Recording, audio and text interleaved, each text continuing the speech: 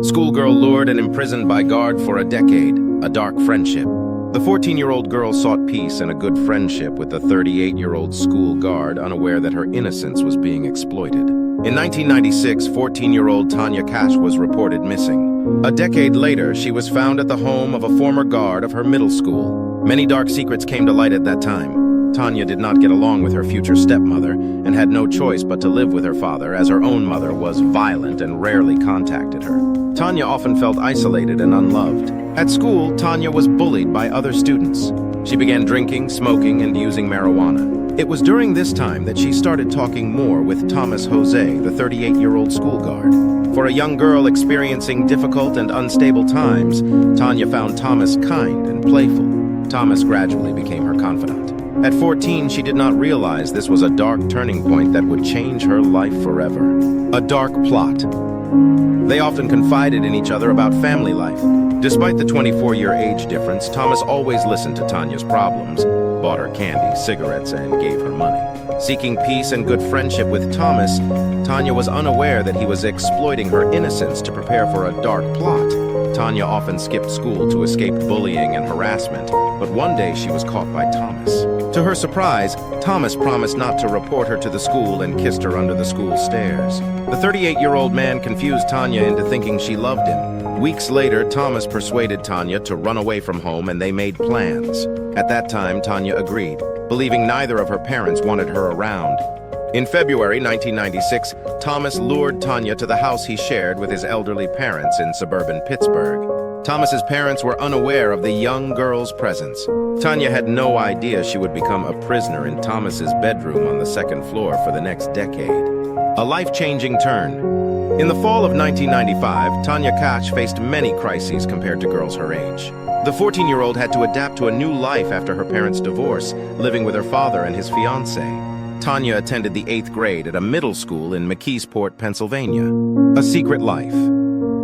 In February 1996, Thomas Jose lured 14-year-old Tanya Cash to the house he shared with his parents, who were unaware of her presence. Tanya was reported missing on February 10th. No one suspected that she was kidnapped and held captive in Thomas's second-floor bedroom. For the first 4 years, Tanya was locked in the room, only allowed out if Thomas's parents were asleep or away. He provided her with a bucket for bathroom needs and threatened to kill her if she disobeyed.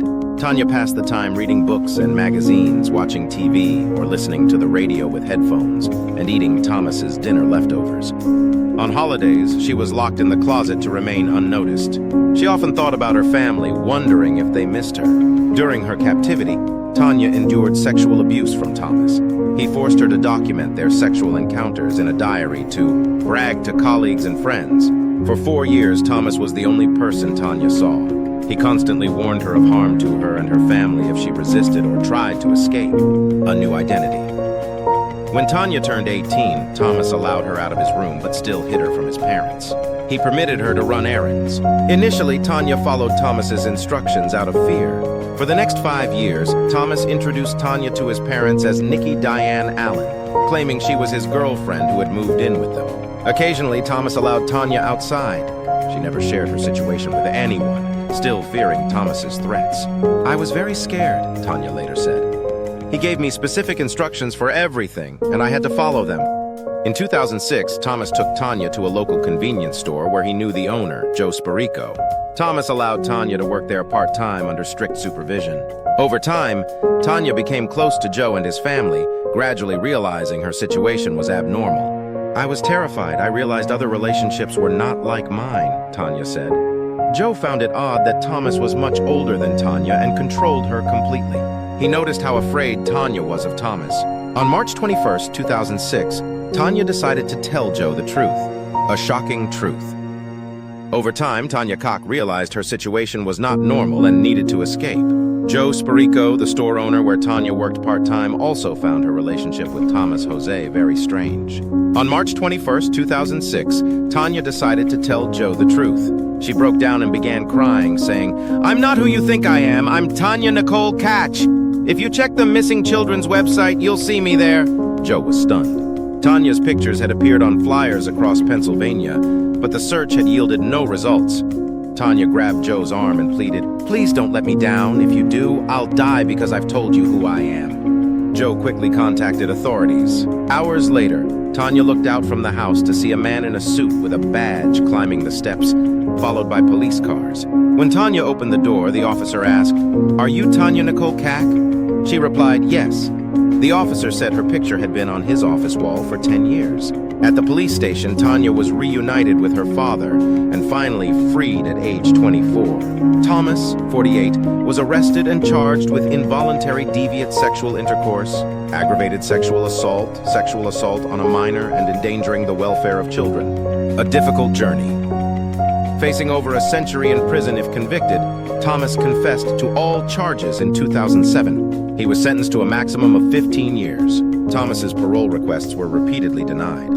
He had to serve his full sentence before being released in February 2022 at the age of 65, and he was registered as a sex offender.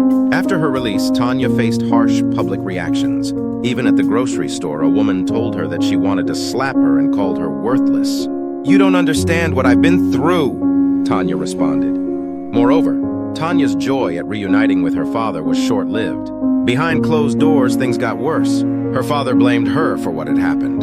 When he said she knew what she was doing, Tanya replied, "Dad, I was only 14 at the time." Later, Tanya tried to sue various government organizations, including the police and the school board, for failing to help her, but her claims were dismissed by the courts. Leaving it all behind, Tanya attended college, wrote a memoir about her experiences, and became an advocate for women with trauma. She got married in September 2018. Despite the difficult journey of reclaiming her life, Tanya said she finally felt free and at peace. She wanted others to know that hope exists even after severe trauma. "I am proof of that," she said. "I went through the darkest times, but look at me now.